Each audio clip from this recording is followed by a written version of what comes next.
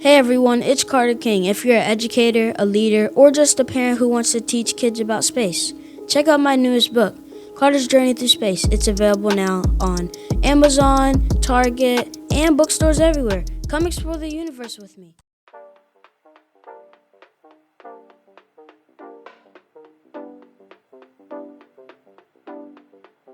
Welcome to another episode of the Contagious Culture Podcast. I'm your host, Kyle King, and the goal of this podcast is simple: to help you create environments where people thrive.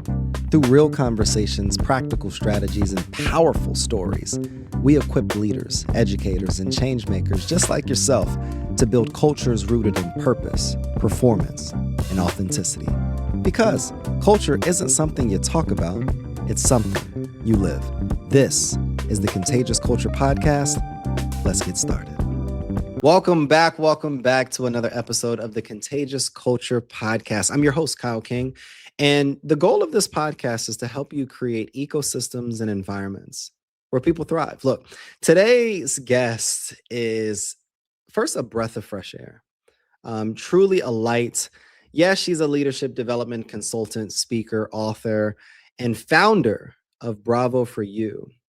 But Patricia is known for much more. She's known for helping leaders, helping organizations strengthen culture, accelerate growth, and produce measurable business results through empathetic leadership, something that all of us need. A human-centered approach, a human-centered strategy.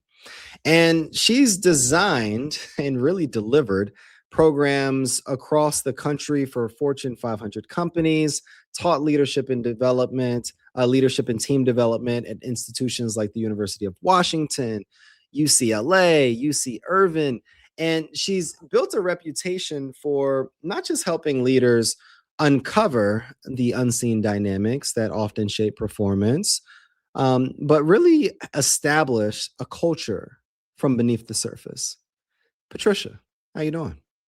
I'm doing well, Kyle. Thanks for having me. Oh, look, I'm excited to get into this conversation. I really am. And before we get into all the deep work that you're doing and all of the questions that I have for you, what's keeping you excited these days? Like, what's getting you excited? Ooh, I think what I'm really excited about right now is really helping leaders and organizations think about what's happening in the landscape right now. And we know there's a Mm, lot of transformation that's going on, yep. and leaders are really wrestling with that. And I think the pace of transformation and adoption is forcing leaders to behave in ways in which they've never had to perhaps behave That's before. good. And so you're seeing that too. Yo, definitely, Yeah. definitely. And it's And it's interesting that you use the word transformation. mm, For listeners listening in, can you define how you see transformation first as you're continuing to communicate? yeah, I think organizations define it in a lot of different ways. But when I see organizations looking to transform, it's beyond incremental change. So it is something that is really going to add accretive value to an organization. And Yeah, so it goes beyond something that might be functional, like small within an organization. It's really touching all aspects of the organization, intended to get the organization to the next level, serving their mission, their value proposition, whatever that might be. that's interesting. I think a lot of times organizations that I touch base with, we identify getting to the next level only as dollars, only as metrics. But we often forget the one and most important aspect is the people. And with the rise in technology, with the rise in AI and all of these systems and tools to accelerate growth and to be able to allow us to scale our organization, we're Completely. forgetting the most important part, and that's our people. So what would you Yeah. say to those leaders? Yeah, I think some of it is happening very unintentionally as a Mm, result of the pace that leaders are wrestling with. It's forcing them or reducing them maybe to stay at the surface that's when in good. fact what's valuable is more depth and understanding what's going on. The other challenge on the flip side is that individuals that are experiencing all this change and transformation that's taking place, and you mentioned the word AI, which comes up in all Yeah, the conversations, is that I don't think that everyone has necessarily the acknowledgement or the language for some of the losses that they're experiencing as a result of the pace and the transformation. And I think that's something that both leaders, organizations, and team members are really wrestling with. What do we do? We recognize the wrestling match is happening. We recognize we're all wanting transformation. We recognize we're wanting change and we're wanting all of these different things, but there's barriers that exist, and there's barriers that, frankly, are always going to exist. Sure. What do we do? What would you recommend? So I like to invite leaders to think about the investments that they're making on the business side of organizations and encourage them to look at what are the investments that they're making on the people side. And certainly leaders can and sometimes do make an argument that the investments need to differ based on the ROI that they're getting. Of course. But I would argue that there's an ROI on the people side that Mhm. often gets left behind because leaders get so focused on the mission or, again, the value that they're trying to obtain in the organization. And so the people side gets eroded. And one of the things that I find that we continue to see happen over and over again is you do see that you do get an ROI from investing in people. So as an example, we see in organizations those leaders that operate in organizations that are known for being really competitive and fast moving. Leaders adopt a different position sometimes. They say, you know what, I'm going to slow down a little bit.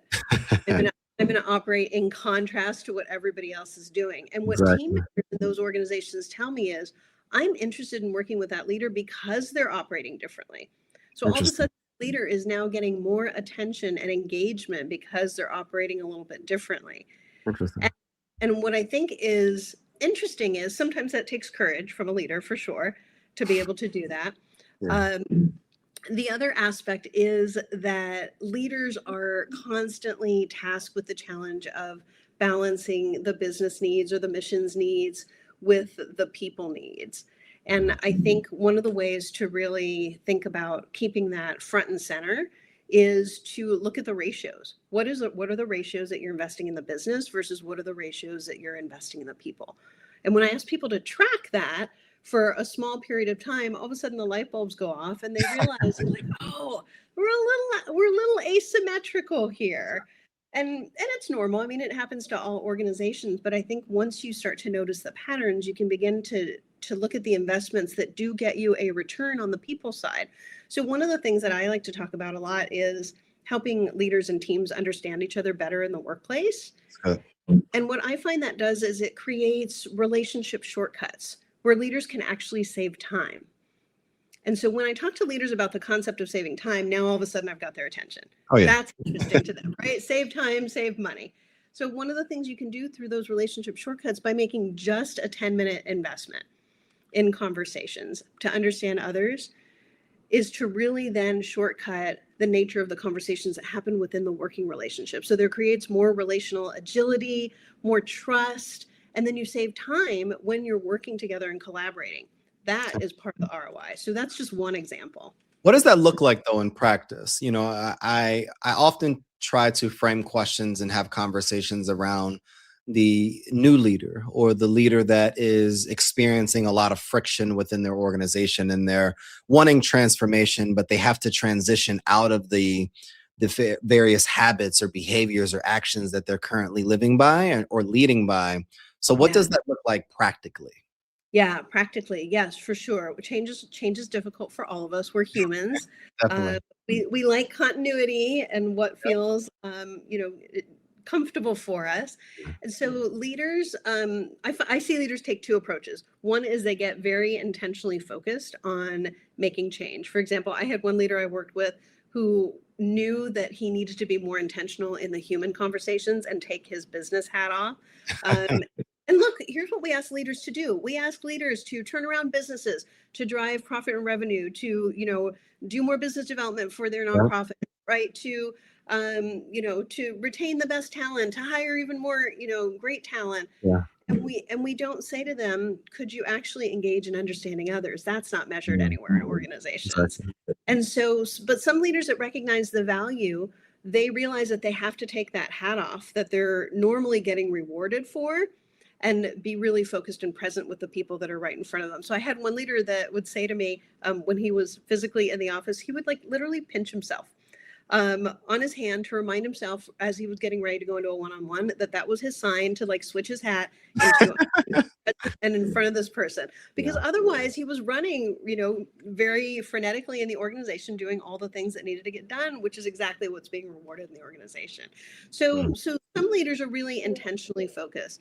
Some leaders struggle a little bit more in those situations. Maybe they're not naturally wired towards having those conversations. Maybe their job requires that they're constantly intellectually in their head.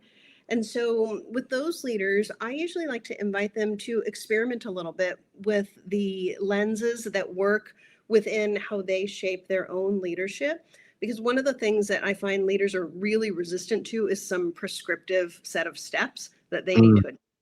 And so if I offer them some ways in which they can experiment to see what works for them within the context of their culture, their organization, and their teams, then they start to find the ways in which they can engage with people in a little bit of a different way than perhaps they have been. But it's through their experimentation versus somebody telling them exactly what they need to do. No, that's great. That's such a great perspective. And you mentioned something earlier in regards to the intersection between ROI and growing our business and systems and infrastructure versus the ROI and investing in our people. And I guess my lens and my perspective on that is the best investment for your business is always in investing in your people. Like your people have the greatest ROI, in my opinion. And one of the things that I love about your work is you create very insightful perspectives regarding empathetic leadership. In my opinion, a lot of those conversations that I'm still having, even in 2026, a lot of people still hear the word empathy and think it sounds soft in a sense. Soft. Yeah. Why do you believe that is such a dangerous misconception and misunderstanding? Yeah, I think I agree with you. I think that still is the case, and I think because we haven't attached enough of the business language to what empathy is actually about. So when I talk to people, I mean, the definition that I use is that empathy in leadership is about accurately identifying cues and clues to activate. And so empathy is about understanding, and understanding is neutral.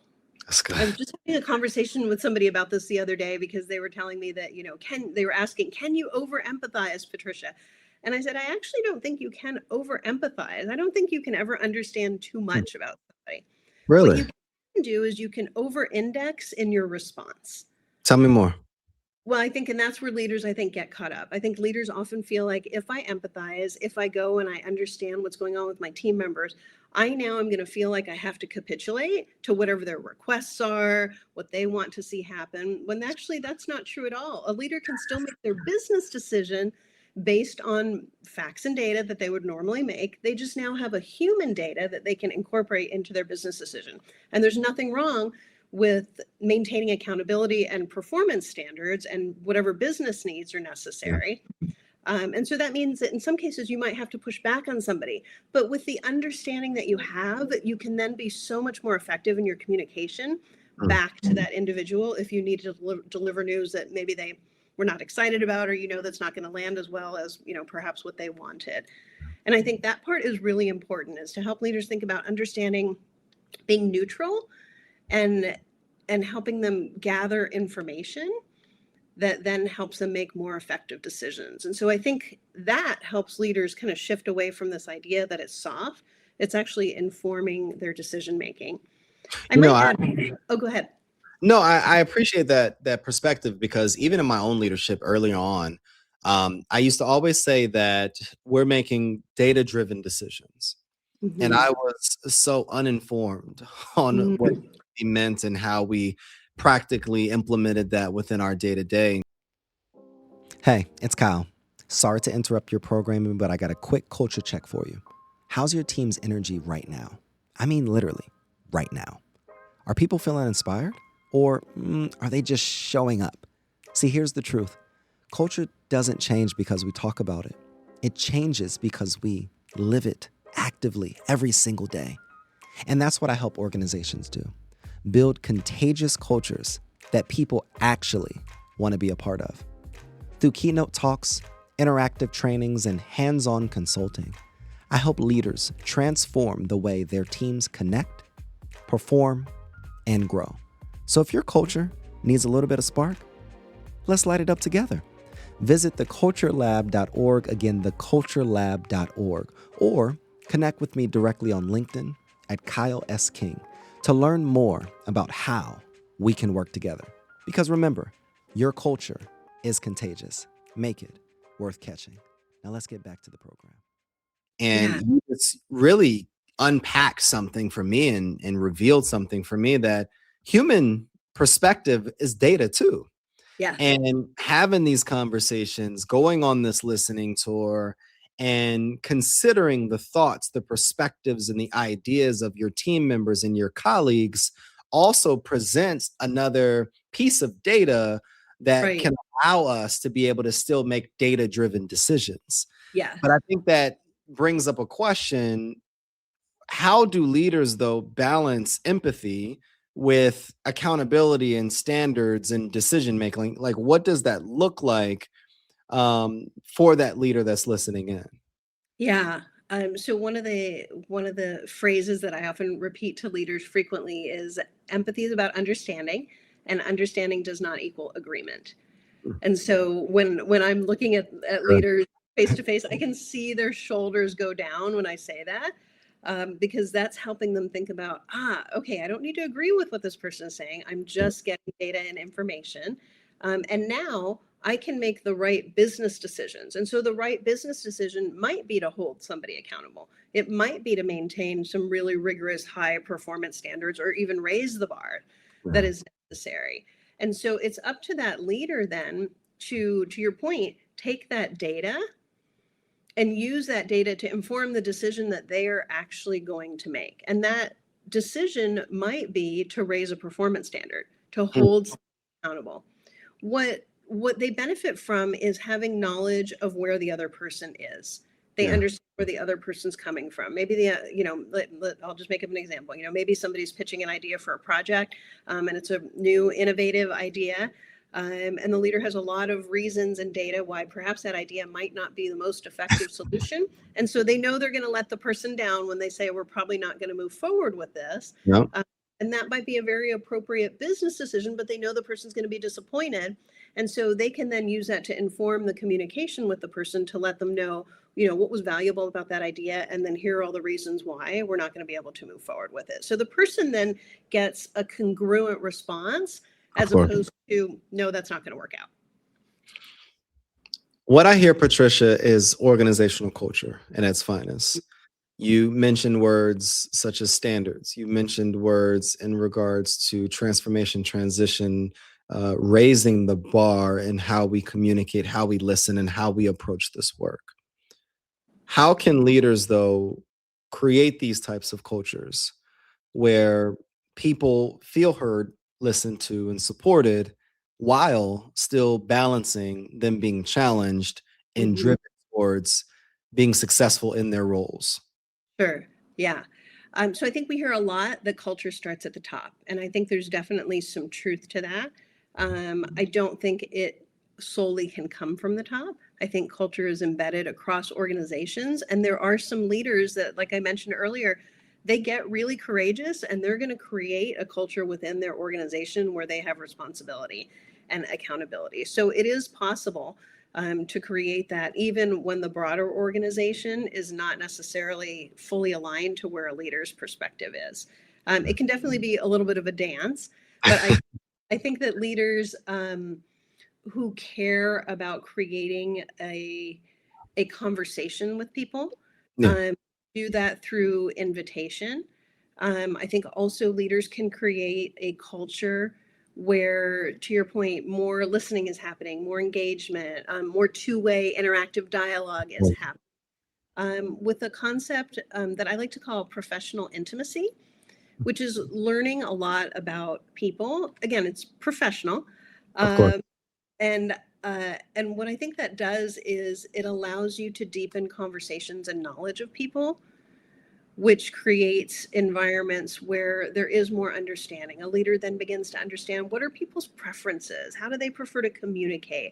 What do they want to, talk about in the workplace? What are some things that are maybe off limits for them? Of course. Once you know a lot of those things, you can actually deepen the conversations professionally in a way that's effective for the team and the work that they're doing. And so as you start to do that, you're essentially creating more comfortable and safer environments where people are willing to share more and volunteer more. And this is where I kind of come back to the ROI. Some of the ROI that you then start to see is voluntary effort. Have you heard the term discretionary effort? That's good. Yes, I have. So I think that's another place where leaders get a return on their investment. If you invest in developing some professional intimacy and people start to feel really comfortable in their roles, comfortable that they can offer perspectives where they're in agreement, offer perspective, to show another side or another angle, and they know the ways in which those are accepted Yeah. and respected in the organization, then what you see is people willing to give more than is expected. And so that doesn't happen by just raising performance standards and expectations. It happens because you offered people the opportunity to voluntarily step in and offer more. And I think that's often an underutilized approach in organizations that is a win-win for everybody involved. Anybody listening right now, this is the blueprint for how we as leaders need to listen better, more intentionally, how we have to establish spaces that we can create professional intimacy. We have to understand that the human perspective, knowledge, and ideologies are also a part of the data that can actually drive decisions that can lead to more productivity and a higher return on the investment. But we have to consider the people. Mhm. Patricia, you've written a lot and very thoughtfully about grief, about tension, and about a lot of the emotional realities that oftentimes come up at work. Mhm. But a lot of companies are still struggling, especially now with making room for humanity. Yeah. Why do you think that is? And what are some things that we can do organizationally to be able to shift that narrative? Sure. I think another overused term. I mean, we're seeing so much disruption, which I think is true, Yeah. right? That we haven't experienced to this degree and at this level, and organizations are no different. And I think what is challenging is that with the disruption coming at the pace and scope in which it's coming, organizations are feeling the pressure of multiple priorities. They've never had so many Of course. priorities. Always been a challenge. And so I think what's difficult is then how, especially for leaders who find themselves right in the center of all Yeah. this, to then figure out how they're going to move forward while also supporting their teams. Mhm. But where that becomes really challenging is when people start to get left behind. Mm. And you mentioned grief, and I think one of the things that's happening is we are seeing a lot of loss in the workplace, Yeah. and a lack of a language for loss or acknowledgement for it in the workplace. Can you define that loss, what that looks like, and provide language for us? Yeah, so it's such a big word, because loss can be, somebody in my organization got laid off, and I just lost my favorite teammate. Like literally, they're gone. But they can also be like micro losses that start to add up for people and accumulate to more of a sense of loss and even grief. Like, oh, I used to do my job with this team. I love working with that team. Or I used to get to work a lot on the computer and I love to, jump into the data and do data analysis. And now I'm finding myself in team meetings, 24/7. Or I like to work with people in the office and now I'm finding myself operating digitally. There's even some micro losses that sometimes we don't recognize start to add up and create, some challenges for people organizationally. And I think those human dynamics are being recognized less and less because of the pace right now, because of the disruption. And so people are feeling left behind. And when people feel left behind, they either scramble and struggle to keep up or they Yeah. get more engaged. So then that starts to create more tension in organizations, which becomes expensive. That lack of attention on human dynamics ultimately becomes expensive. Agreed. Patricia, I'm interested. Like, why this work? You have had a very extensive career, a lot of variety in the roles and even the titles that you've assumed. Why this work and why now? I think, it's always been interesting to me. I think there is so much to be had in the power of understanding others. But I Yeah. think right now what's lacking is interpretation Mm. and meaning making for people because of the disruption and of the pace. And so I think when those dynamics start to really surface and remain unaddressed, I think it's costing people and it's costing organizations. So if we attack both of those, you're going to find more engaged talent and you're going to find organizations that are not losing some of those costs that I think are hidden because they're so focused on some of the other priorities that are shaping their day to day. What do you wish organizations understood more about people in general? I mean, the first one that comes up for me is that people are nuanced. So it's Yeah. sometimes it takes a bit of an investment to understand the nuances in others. And Yeah. it's really easy to jump to categorize, or I'll just say judge people. Uh, Perspective. Yeah. so I think empathy competes with judgment. Mm. I think it's a human condition that we judge, like we all get in that trap. I fall into it. Yeah. Uh, but I think if you have something that helps moderate that, you can unpack getting too far into that trap. That's good. What is, as you're doing this work, leading this work, and as leaders are listening in, what is one question that a leader should ask themselves more often to be more reflective, be more empathetic, be more intentional with leading this work on a day-to-day basis? Yeah, I think what is the people ROI today or this week or this That's month? good. That's good. Patricia, I'm excited. I'm excited for everybody that's listening in. I'm excited for the change that is going to shift and shape up once people are able to implement these specific actions.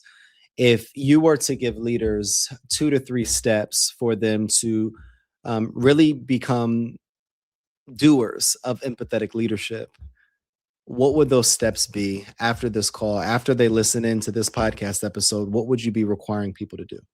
Yeah, the first one is experiment. So first, think about, how frequently in your day do you go about working to understand others? So it's that ratio between, well, how much are you just focused on the work versus your understanding others? So identify what that Mm. ratio is for yourself. If it's a little asymmetrical, think about where you want to elevate that. Yeah. But then go and experiment. So experiment with understanding others in your organization. And by the way, that can happen in person, virtually. It's really about identifying more information that you want to know about somebody, again, in a professional manner. It can be about them as humans, it can be about the work, but really tune in to understand their experiences, their preferences, and get a little bit more information and think about it as data. Yeah. So I really liked how we made that connection earlier. So I think that's maybe the last step, is think about what you're learning from others is human data and it's really valuable to your business. I love that. Patricia, where can we find you online and how can we continue to support not only you, but then this work that you're doing as well? Yeah, thank you. Well, I'm pretty present on LinkedIn, so you can find me there under Patricia Bravo, and then my website is bravoforyou.com, bravoforyu.com. Patricia, this has been phenomenal. I appreciate you giving your heart, giving your time, giving your wisdom. And I'm super excited for me even to understand how to implement these perspectives, these practices day to day within my organization, within the organizations that we lead with, that we support as well. Anybody listening, I want you to follow Patricia on all of those platforms. I want you to send her flowers, give her a big virtual hug on these platforms as well. And one of the questions that we always ask on the Contagious Culture podcast is, what type of culture are you spreading? The Mm, energy you bring is the culture you create. Go make yours worth catching. It's another episode of the Contagious Culture Podcast with Kyle King and Patricia Bravo. We'll see you guys next episode. Thanks for tuning in to the Contagious Culture Podcast. If this episode challenged or inspired you, hey, take a second to share it with someone who's building culture in their world. Make sure to like, subscribe, and leave a review. It helps more leaders, educators, and change makers just like yourself join the movement. You can connect with me on LinkedIn or YouTube at Kyle S. King for more tips, tools, and methodologies to be able to help you create this ecosystem of absolute excellence. Until next time, lead boldly, live intentionally, and remember, your culture is contagious. Make it worth catching.